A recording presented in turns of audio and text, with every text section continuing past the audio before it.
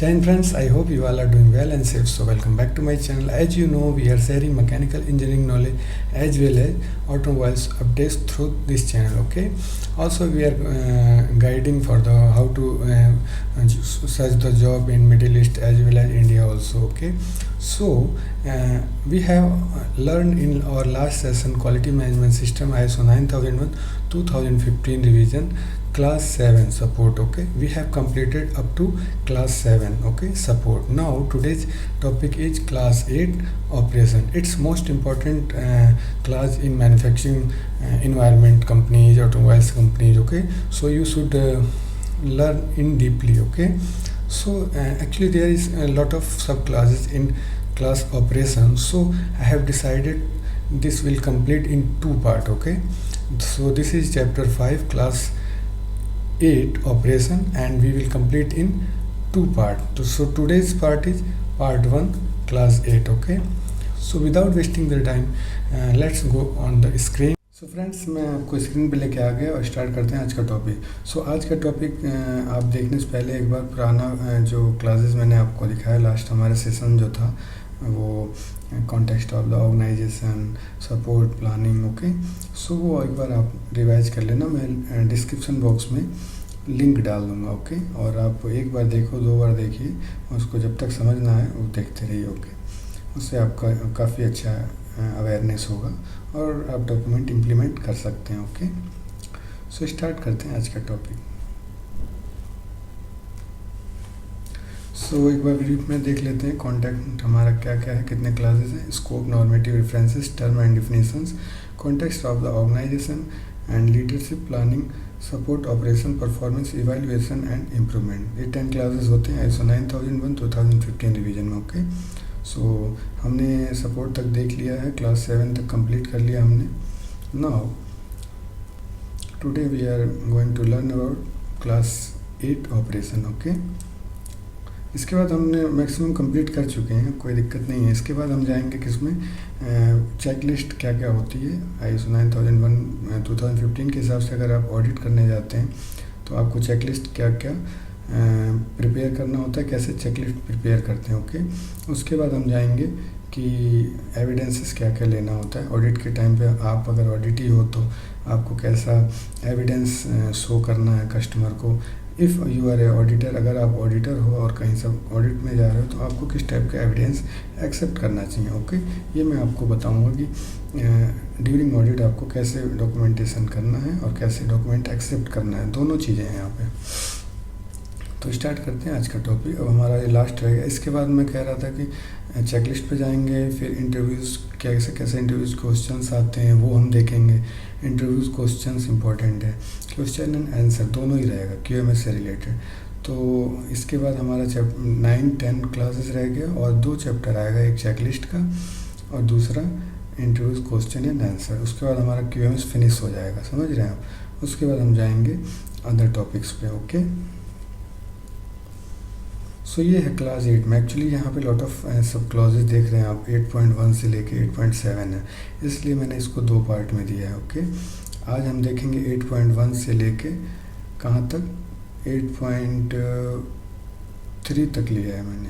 Okay, उसके बाद part 2 में क्या होगा, 8.4 से 8.7 तक. 2 पार्ट में रहेगा, आपका कॉन्सेप्ट क्लियर होगा. एक दिन में ज़्यादा बर्डन होगा तो आप नहीं समझ पाएंगे, इसलिए मैंने इसको 2 पार्ट में बनाया.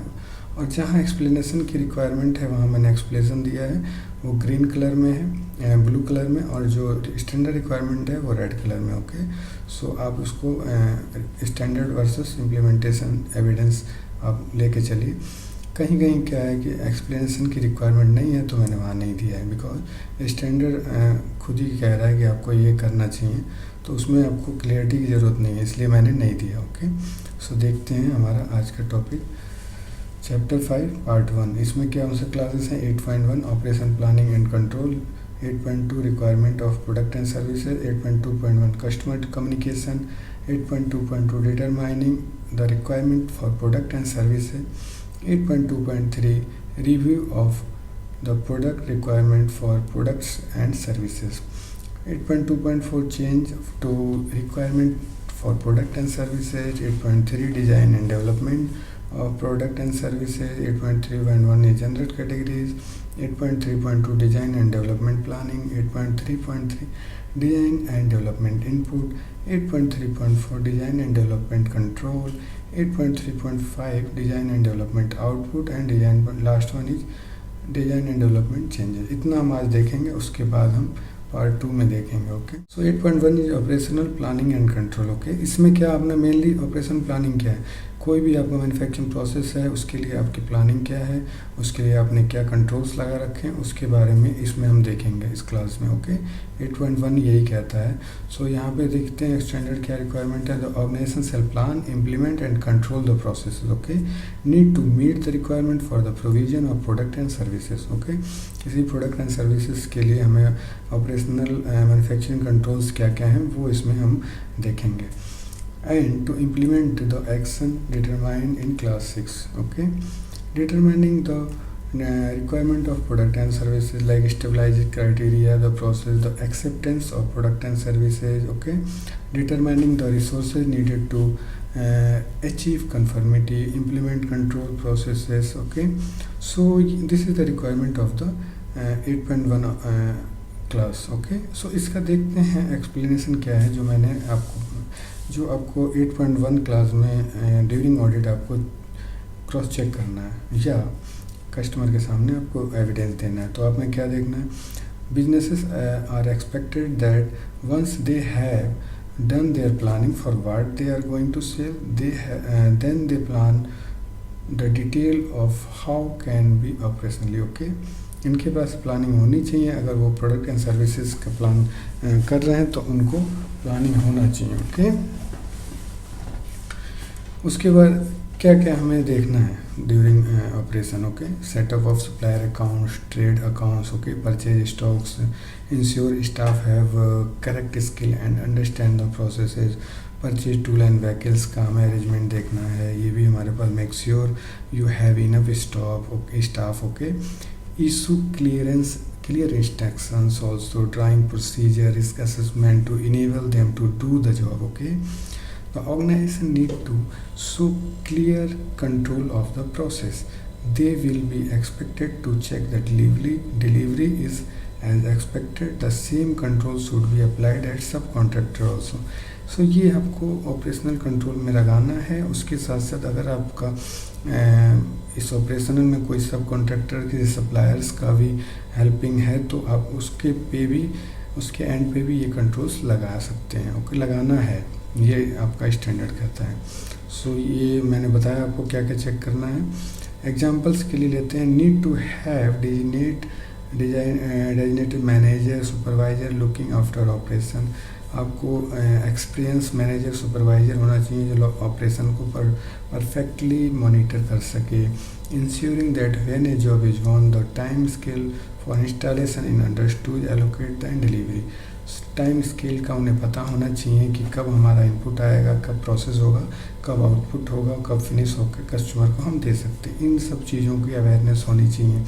सो इस हिसाब से आपको स्टाफ रिक्वायरमेंट करके रखना होता है अगर आपको कुछ प्रोडक्ट एंड सर्विस प्रोवाइड करना है। ऑपरेशनल कंट्रोल्स में ये आता है। ओके, सो 8.1 हो गया फिनिश। नेक्स्ट देखते हैं 8.2 की क्या रिक्वायरमेंट है। Requirement for product and service, यहाँ प्रोडक्ट एंड सर्विस की बात आती है। उसमें 8.2.1 का में है customer requirement, customer communication.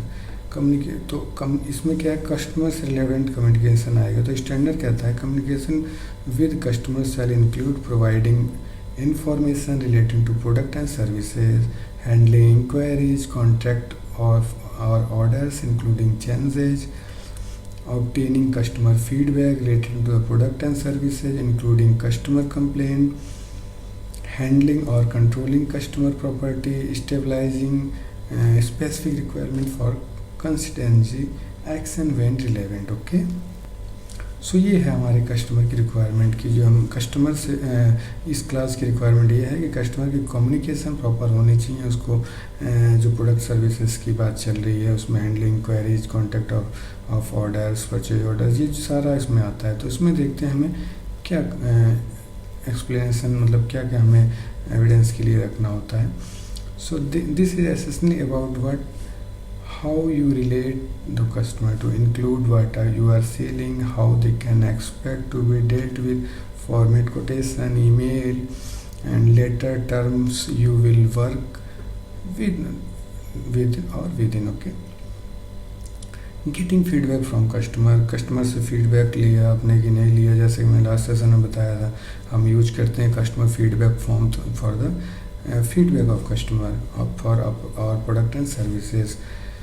Looking after their property, promise list you are in there, what plan you put in place, something going wrong, if कुछ गलत होता है तो उसके लिए आपका क्या प्लान है. ओके, एग्जाम्पल के देखते हैं. Ensuring the customer has clear return quotation and specification relating to the service they want, allocating a specific person manager to the customer so that they have one key contact for all communication.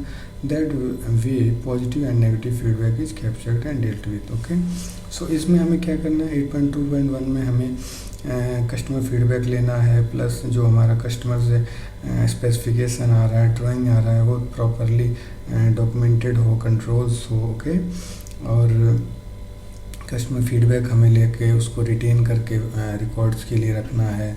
Quotation हमारा emails हो या by courier, by email, जैसे भी है उसको भी हम record करेंगे. ये हमारा कस्टमर कम्युनिकेशन हो गया. प्लस अगर कुछ इसमें हमारा कोई मार्केटिंग मैनेजर है या कस्टमर सर्विस मैनेजर है तो वो डायरेक्ट टच में रहेगा.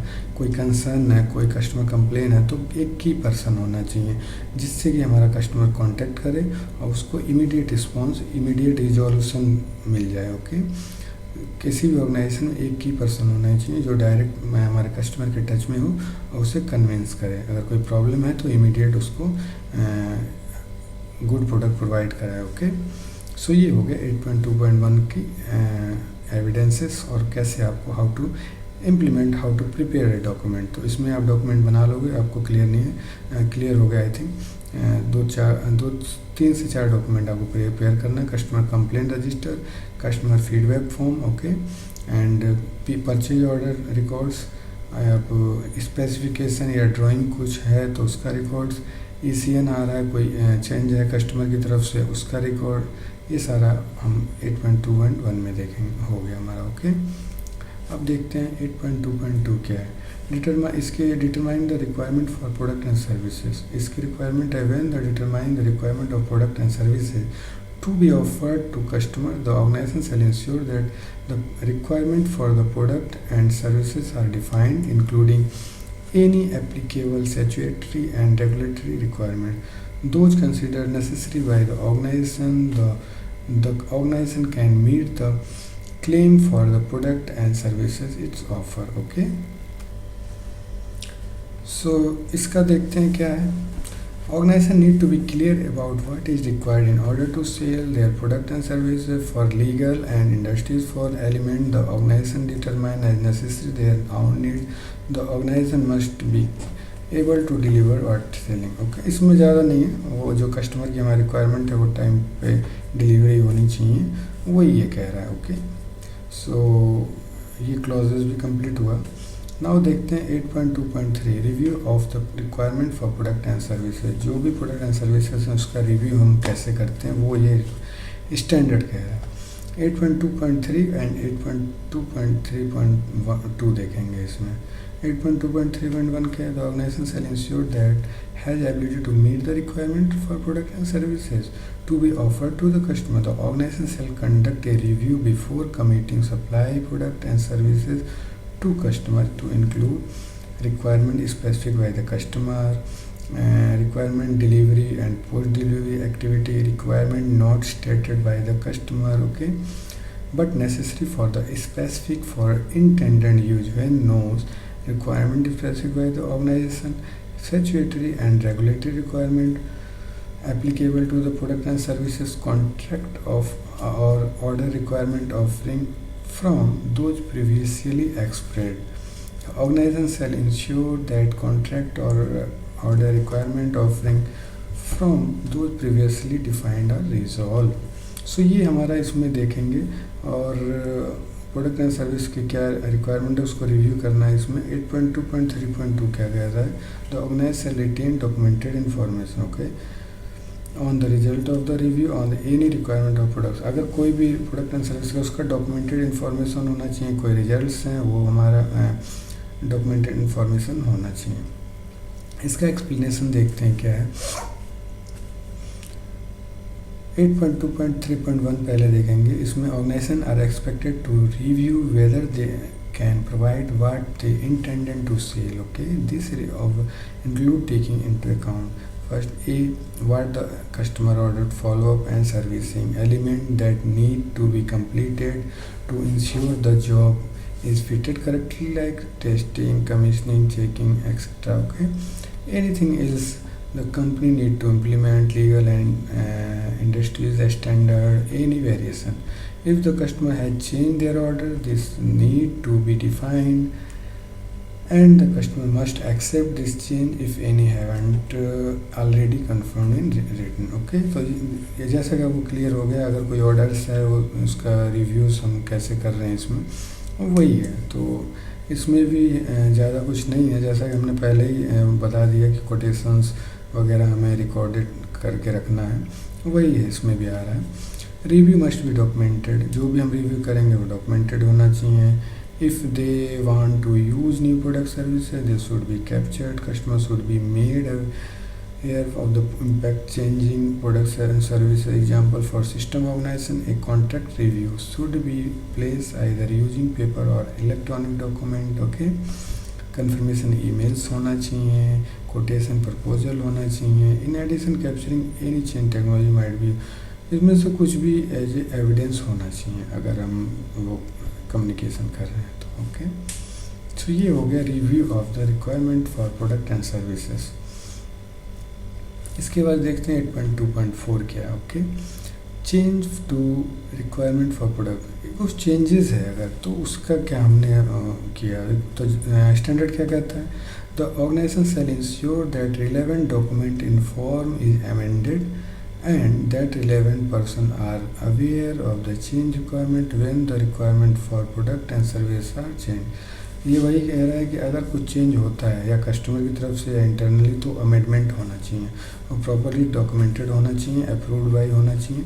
ये स्टैंडर्ड की रिक्वायरमेंट है। सो इसमें ज़्यादा एक्सप्लेनेशन की ज़रूरत नहीं है, जैसा कि स्टैंडर्ड में ही क्लियर है। सो जस्ट मैंने वन लाइन में आपको if any order change this need to track and documented, बात वही है। सो ये भी इतना वो नहीं है, आप ये तो हम करते ही हैं ना डेली, एक्चुअली रूटीन में तो हम करते ही हैं।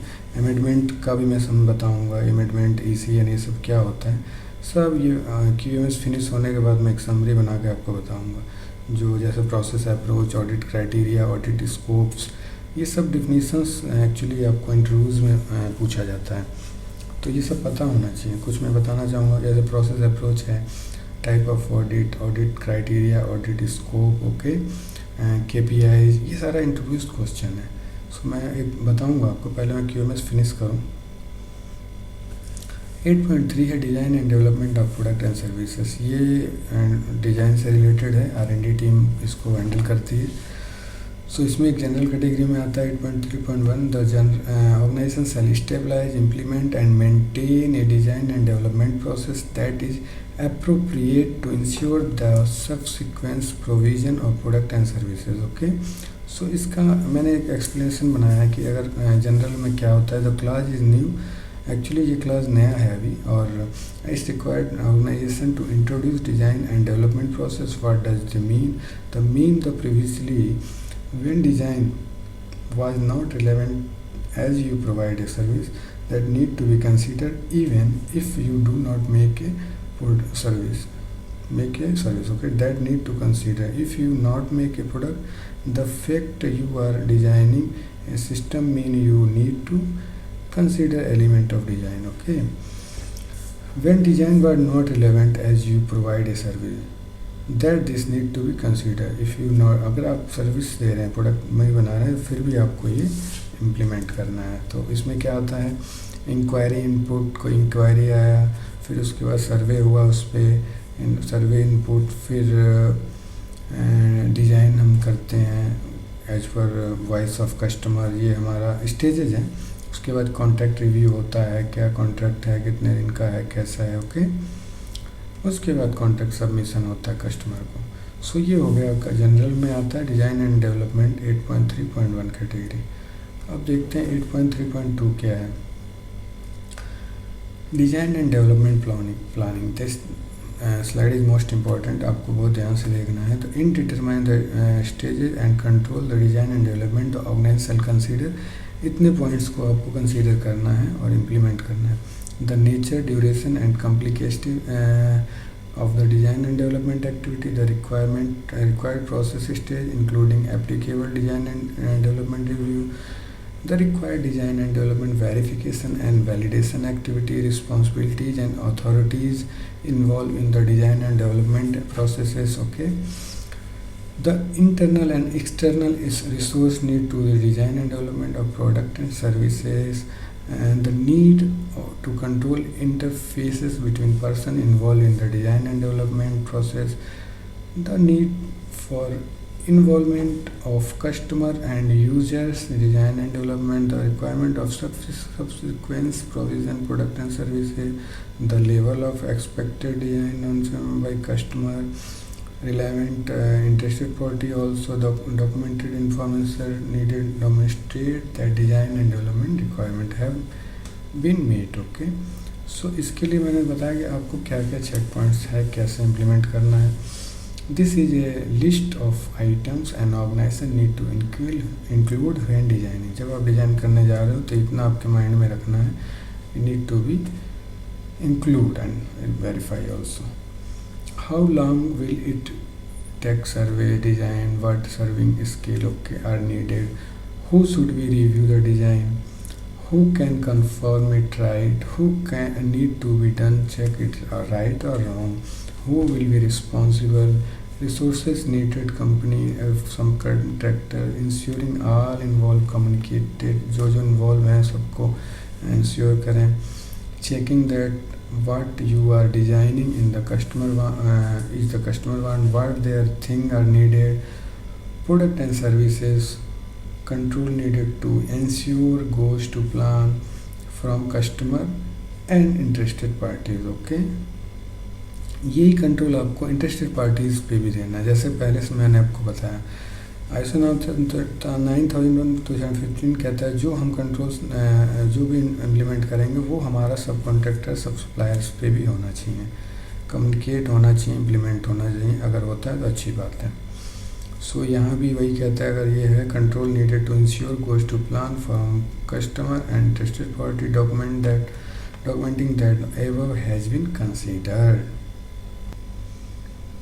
Next, 8.3.3 Design and Development Input. The organization shall determine the requirement essential for the specific type of product and services, include functional and performance requirement, information derived from previous similar design and development activity and regulatory requirement, standards or code of practice, potential consequence of failure due to the nature of the product and services.